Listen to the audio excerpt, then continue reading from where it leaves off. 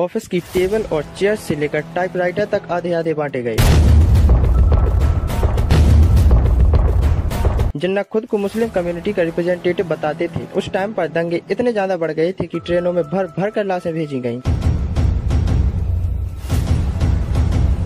Indian national Congress चाहती थी कि भारत एक यूनाइटेड नेशन बना रहे और पार्टीशन ना हो, पर जिन्ना अपनी बात पर अड़े हुए थे। उस टाइम पर इंडिया की जो टोटल पॉपुलेशन थी वो 38 करोड़ के आसपास थी, जिसमें 65% हिंदू थे और 27% मुस्लिम थे। और कुछ जगह ऐसी थी जहां पर मुस्लिम मेजोरिटी में थे, जैसे खैबर पख्तून में 94% मुस्लिम थे, बलूचिस्तान में 87%, सिंध में 71% और पंजाब में 57% और बंगाल में 55% मुस्लिम थे और बाकी की जगह हिंदू मेजोरिटी में थे। और यही सेंसस का जो डाटा था उसी के बेसिस पर आगे चलकर पार्टीशन होने वाला था। और इसी बीच मुस्लिम लीग जो थी उसकी बहुत ही कम टाइम में बहुत ही ज्यादा पॉपुलैरिटी बढ़ गई थी और मुस्लिम लीग कांग्रेस के पैरेलल आकर खड़ी हो गई थी। और जो जिन्ना थे वो कांग्रेस में थे, पर 1913 में जिन्ना ने मुस्लिम लीग को ज्वाइन कर लिया और मुस्लिम लीग और कांग्रेस एक एग्रीमेंट के तहत साथ में आ जाती है इंडिपेंडेंट की लड़ाई के अगेंस्ट। और इसी के साथ जो बड़े बड़े हिंदू लीडर थे उन्होंने भी ईयर 1915 में हिंदू महासभा बना दी ताकि हिंदुओं की बात को भी आगे रखा जा सके। अब आता है ईयर 1926, जब कांग्रेस ने बंगाल और पंजाब में इलेक्शन में जितने भी कैंडिडेट उतारे वो सब हिंदू थे और इसकी वजह से जो मुस्लिम पॉपुलेशन थी वो कांग्रेस से काफी नाराज हो गई और सिचुएशन ऐसी बनने लगी थी कि जो मुस्लिम लीग थी उससे मुस्लिम्स का फुल सपोर्ट मिलने लगा था। और इसी के बाद ईयर 1930 में मुस्लिम लीग मुस्लिम पॉपुलेशन मेजोरिटी में थी, जैसे बलूचिस्तान, खैबर पख्तून, पंजाब, इन सबको मिलाकर हमारे एक सेपरेट स्टेट बनना चाहिए, इसकी मांग उठाने लगी। और यही वो समय था जब पहली बार मुस्लिम के लिए एक अलग स्टेट की मांग उठने लगी थी और इसी समय पाकिस्तान नाम भी निकल कर आया था। इसके बाद ईयर 1933 में लियाकत अली खान जिन्ना से मिलने लंदन जाते हैं और वहाँ यह डिस्कशन होता है कि जिन्ना को वापस आकर मुस्लिम लीग ज्वाइन करना चाहिए और एक अलग मुस्लिम देश की डिमांड रखनी चाहिए जिसको 100% मुस्लिम सपोर्ट मिलेगा।